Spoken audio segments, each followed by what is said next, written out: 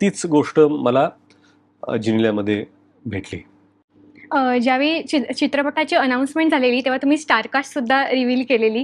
तर या सगळ्यांना सिनेमा घेऊन सर ही खूप मोठी गोष्ट आहे. एवढ्या मोठ्या स्केलवर हा सिनेमा होतोय. तर यांच्या मुळात या सगळ्या कलाकारांची तुम्ही भट्टी कशी जमवलीत? मला वाटतं देवाचा आशीर्वाद, महाराजांचा आशीर्वाद, त्याच्याशिवाय हे सगळं घडणं शक्य नव्हतं. कारण जेव्हा आम्ही चित्रपट बनवायचा विचार केला तेव्हा असं वाटलं की ठीक आहे, आपण आपल्या परीने जितका मोठा होईल तेवढा चित्रपट बनवूया. परंतु जेव्हा लेखन झालं, त्यानंतर कास्टिंगचा विचार आला, तर आम्हाला वाटलं की ठीक आहे, मराठीचे दिग्गज कलाकार जे आहेत ते आपण प्रयत्न करूया आणि तसे ते झाले. म्हणजे सचिन खेडेकरजी असतील, महेश मांजरेकरजी असतील, भाग्यश्री मॅम असतील, माझे मित्र जितेंद्र जोशी असतील, अमोल गुप्ते असतील.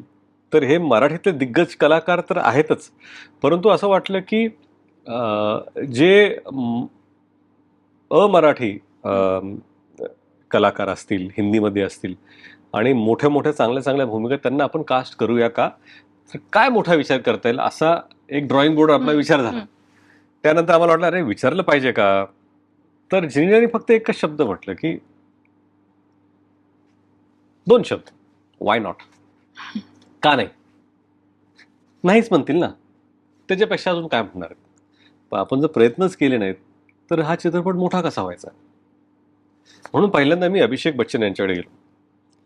अभिषेक बच्चन यांना मी म्हणालो की मी एक चित्रपट डिरेक्ट करतोय, त्यात एक रोल आहे आणि मला तुम्हाला, ते म्हणाले डन.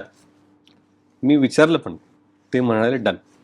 आणि डन म्हटल्या म्हटल्या मला काय नाही, म्हणजे माझा भाऊ डिरेक्ट करतोय, मी चित्रपट करणार, मी विचारणार नाही किती दिवस काय नाही, कुठं यायचंय, कधी यायचंय मला सांगा, मी तिथे असेल.